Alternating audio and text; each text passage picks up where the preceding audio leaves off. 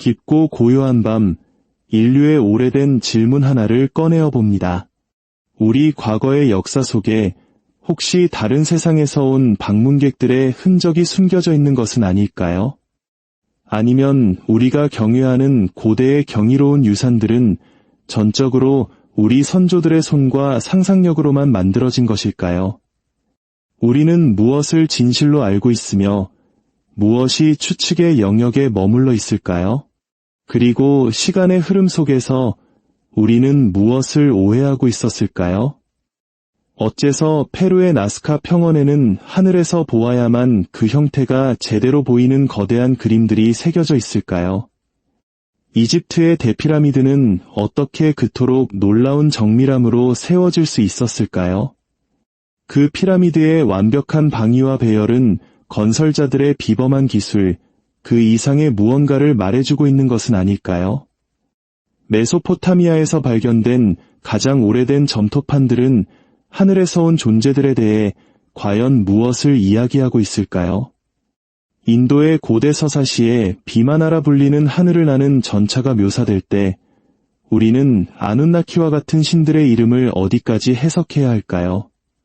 이것은 시적인 표현일까요? 아니면 희미하게 남은 역사의 기억일까요? 오늘 우리는 증거와 해석 사이를 조심스럽게 거닐어 보려 합니다.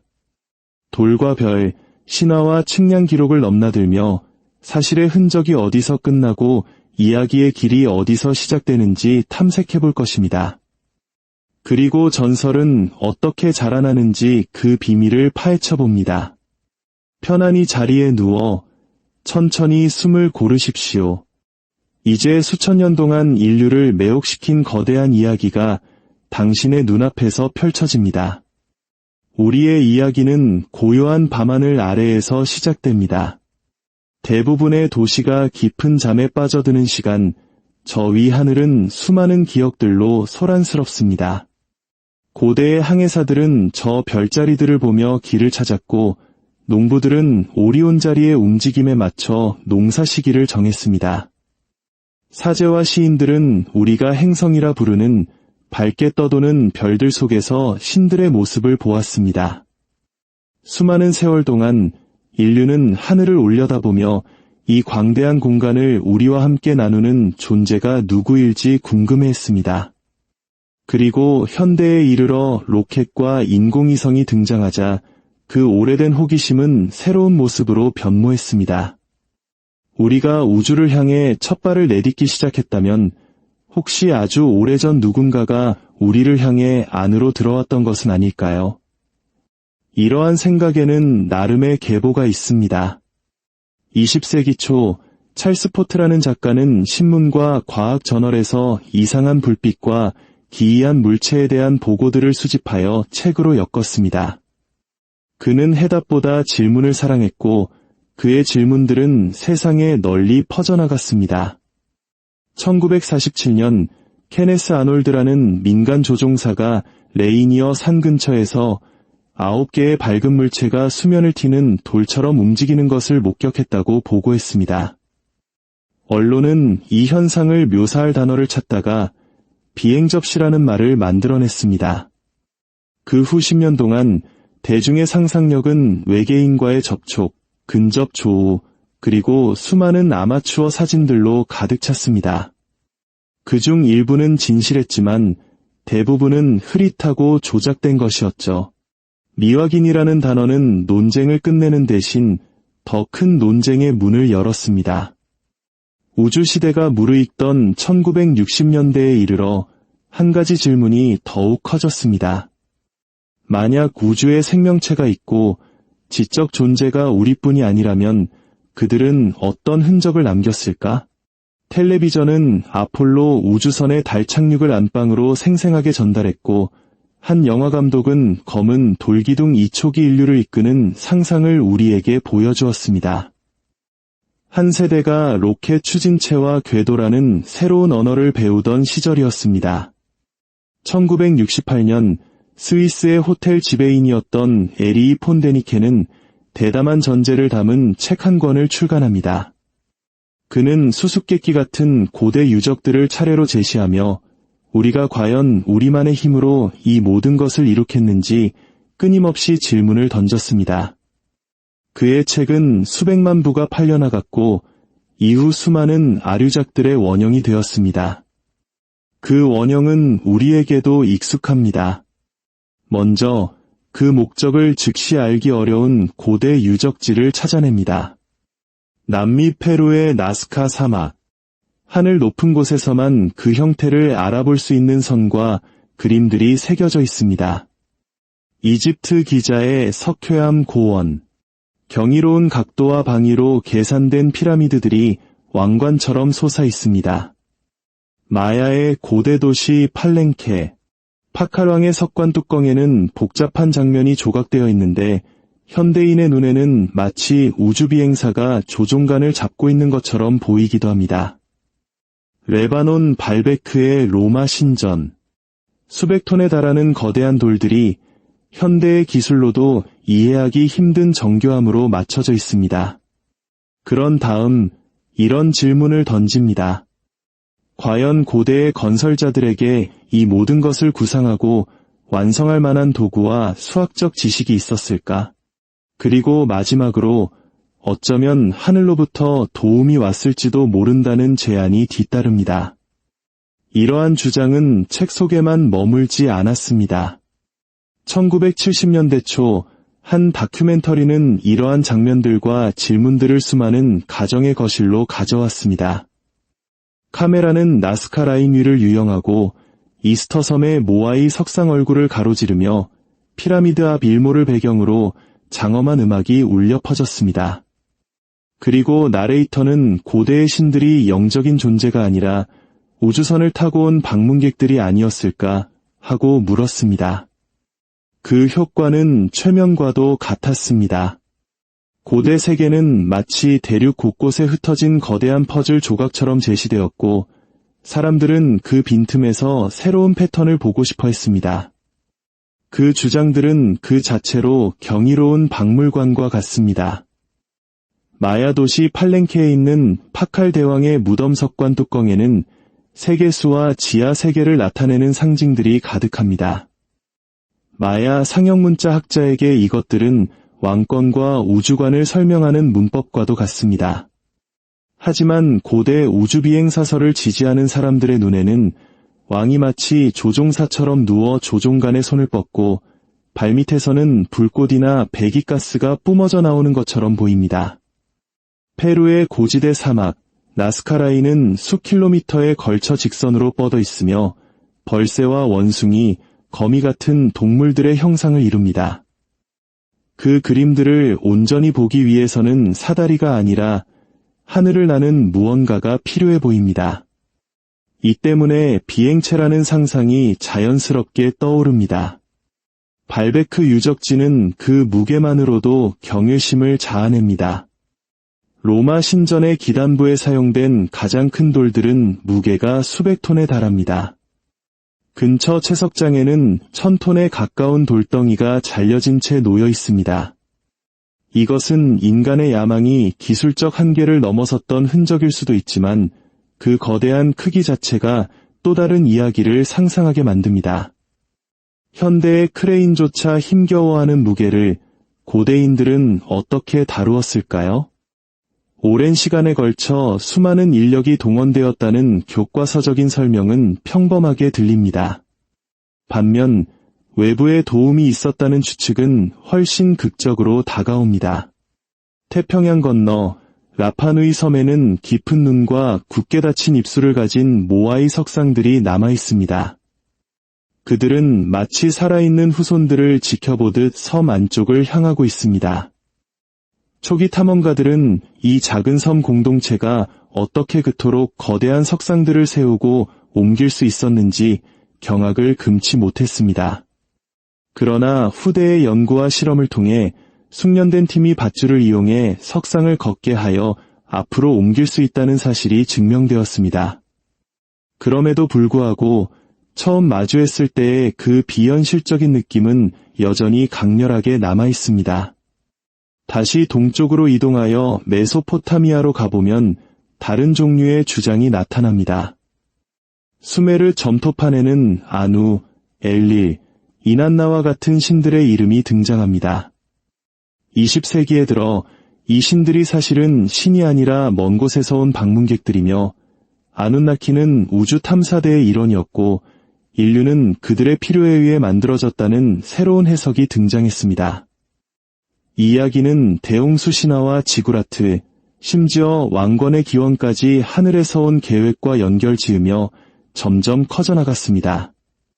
더 멀리 남동쪽으로 인도의 산스크리트 서사시에는 신들을 태우고 먼 거리를, 심지어 다른 세계까지 이동하는 비마나라는 하늘을 나는 궁전과 전차가 묘사됩니다. 이 구절들은 시와 상징으로 빛나지만 고대 우주비행사설은 이를 기술적인 용어로 해석합니다. 전차는 운송수단으로, 궁전은 우주선으로, 그 빛은 엔진의 열기로 둔갑합니다. 이 모든 주장의 중심에는 인간의 깊은 갈망이 있습니다. 우리는 이 우주가 생명으로 가득 차 있기를 바랍니다. 우리는 동반자를 찾고 있습니다. 우리 조상들이 그 동반자를 만났고 그 경험을 당시의 언어로 이야기로 남긴 것은 아닐까 상상합니다. 이러한 주장이 대중적인 인기를 얻게 된 배경에는 또 다른 이유가 있습니다. 고고학이 점점 더 엄격하고 전문화되면서 전문가들은 대중이 아닌 다른 전문가들과 소통하는 경향이 생겼습니다. 바로 그 틈으로 대륙과 수세기를 단숨에 넘나드는 작가와 프로듀서들이 파고들었습니다. 그들은 나스카, 이집트, 메소포타미아, 폴리네시아를 이야기꾼의 솜씨로 엮어냈습니다. 모래 위에 벌새, 돌에 새겨진 매의 신, 왕의 머리 위 날개 달린 원반 같은 이미지들을 연달아 보여주며 보는 이의 마음에 깊은 질문을 남겼습니다. 이제 우리는 반세기가 넘는 이 논쟁을 되돌아볼 수 있습니다. 새로운 주장은 계속해서 나타나고 오래된 사진들은 다시 회자됩니다. 화성의 한 지형이 사람의 얼굴처럼 보였다가 더 높은 해상도의 사진이 그것을 다시 평범한 언덕으로 되돌려 놓습니다. 하지만 질문은 결코 완전히 닫히지 않습니다. 과거는 너무나 광대하고 기록은 불완전하기 때문입니다. 밤하늘은 여전히 우리에게 경이감을 불러일으키고 고대의 위대한 유산들은 자부심과 함께 미스터리를 뿜어내기 때문입니다. 그렇다면 이제 우리는 역사가들이 신뢰하는 도구를 가지고 이 문제에 접근해 보겠습니다. 우리는 측정하고 비교하고 각각의 경이로운 유물들을 그것이 탄생한 본래의 땅과 문화 속에 놓아둘 것입니다. 고고학은 인내의 기술입니다. 땅을 파고 지층을 읽습니다. 각 지층은 하나의 시대이며 그 아래 시대 위에 쌓여 있습니다. 깨진 도자기 조각 하나에서 가마의 양식과 다른 유적지의 연대를 알아내고 씨앗 하나로 방사성 탄소 연대를 측정합니다. 나무 기둥의 나이테를 통해 시대를 추정하고 벽의 방향을 통해 태양과 별의 운행을 읽어냅니다. 이러한 작은 행위들이 모여 기술이 있고 조직적이며 야망이 넘쳤던 한민족의 초상화가 그려집니다. 그리고 이 초상화는 대부분 하늘에서 온 방문객을 필요로 하지 않습니다. 오직 우리보다 앞서 살았던 사람들의 능력에 대한 존중을 요구할 뿐입니다. 나스카 라인을 예로 들어봅시다. 이 선들은 어두운 돌로 덮인 사막의 표면을 긁어내 만들어졌습니다. 표면을 걷어내면 그 아래의 밝은 색점토가 드러납니다. 극도로 건조한 기후 덕분에 이 대비는 수백 년간 선명하게 유지됩니다. 긴 직선들은 대부분 무작위가 아닙니다. 많은 선들이 근처의 언덕이나 수원지를 향하고 있으며 비를 기원하는 제사를 지냈던 고대 제단으로 모입니다. 교차점에서는 도자기 조각들이 발견되었고 중요한 지점에는 작업자들이 방향을 잃지 않도록 작은 기둥들이 세워져 있었습니다. 이 모든 작업은 인간적인 규모입니다. 두 사람이 좁은 선을 그을 수 있고 12명 정도면 넓은 띠를 만들고 유지할 수 있습니다. 항공기가 있었다는 증거는 어디에도 없지만 기하학, 재래의식, 그리고 자신들이 사는 땅에 대한 깊은 지식이 있었다는 증거는 모든 곳에 널려 있습니다. 기자의 피라미드를 방문하는 사람은 거대한 돌과 실루엣을 봅니다. 그러나 역사학자는 그 뒤에 숨겨진 거대한 공급망을 봅니다. 피라미드 건설은 즉흥적으로 이루어진 단독 프로젝트가 아니었습니다. 그것은 마스타바라는 낮은 벽돌 무덤에서 시작하여 계단식 피라미드로 발전하고 마침내 우리가 아는 깔끔한 삼각형 모양으로 완성된 오랜 전통의 정점이었습니다. 피라미드 내부에서는 쿠프의 친구들, 멘카오레의 술꾼들과 같은 작업반의 이름들이 발견되었습니다. 이는 강제 노역이 아닌 동료애와 자부심을 가진 노동자들이었음을 암시합니다. 근처에서는 빵집, 양조장, 막사가 갇혀진 노동자 마을의 유적이 발견되었습니다. 동물의 뼈를 통해 노동자들이 좋은 식사를 했음이 밝혀졌고 빵 반죽 그릇의 흔적과 토기 가마터는 체계적인 보급 시스템을 증명합니다. 대피라미드의 각 모서리는 놀라울 정도로 정확하게 동서남북을 향하고 있습니다. 천문학자들은 특별한 장비 없이도 북극성 주변을 도는 2개의 별을 이용하여 진북을 찾을 수 있는 방법을 제시했습니다. 인내심 있는 작업자가 다림줄만 가지고도 충분히 가능한 일이었습니다. 팔랭케의 신전 아래 어두운 방으로 들어가 봅시다. 파칼왕의 석관 뚜껑 조각은 마야의 우주관으로 가득 차 있습니다. 한때 이 그림 문자는 단순한 그림으로 치부되었지만 언어학자들과 금석학자들이 이것이 실제 왕과 사건들을 기록한 문자임을 증명했습니다. 석관 뚜껑은 조종석이 아니라 마야 세계의 지도입니다. 왕은 하늘과 지하 세계를 잇는 생명의 축인 세계수 앞에 놓여 있습니다. 뱀 모양의 무늬는 불꽃이 아니라 다른 영역으로 통하는 관문입니다. 그들의 문법을 이해하고 나면 그 장면은 웅장하고 영적인, 그리고 무엇보다 그 시대 자체의 이야기가 됩니다. 고대 방문객 가설에 대해 자주 제기되는 비판 중 하나는 맥락은 무시한 채 미스터리만 쏙쏙 골라낸다는 것입니다. 사진 한 장이 과장된 해석의 근거가 되고 돌멩이 하나가 기계 부품으로 머리 장식이 헬멧으로 둔갑합니다. 하지만 한 유적지를 온전히 연구하면 평범한 도구들이 다시 모습을 드러냅니다. 예를 들어 볼리비아의 티와나쿠 유적, 첨단 도구로 잘랐다고 주장되는 정교한 석조물은 더 단단한 돌과 모래를 이용해 끈기 있게 마찰하면 충분히 만들 수 있습니다. 또 다른 비판은 방법론적입니다. 만약 외계의 존재가 기계를 가지고 왔다면 그들의 흔적은 이야기나 모호한 그림 이상의 것이어야 합니다. 우리가 아는 청동기나 철기 시대의 제조법과는 다른 합금, 토양 속의 잔류물, 그리고 우리가 추적할 수 있는 느린 진화의 과정과는 단절된 표준화된 측정 단위나 설계 방식이 남아있어야 합니다. 고고학은 이러한 단절을 포착하는 데 매우 능숙합니다.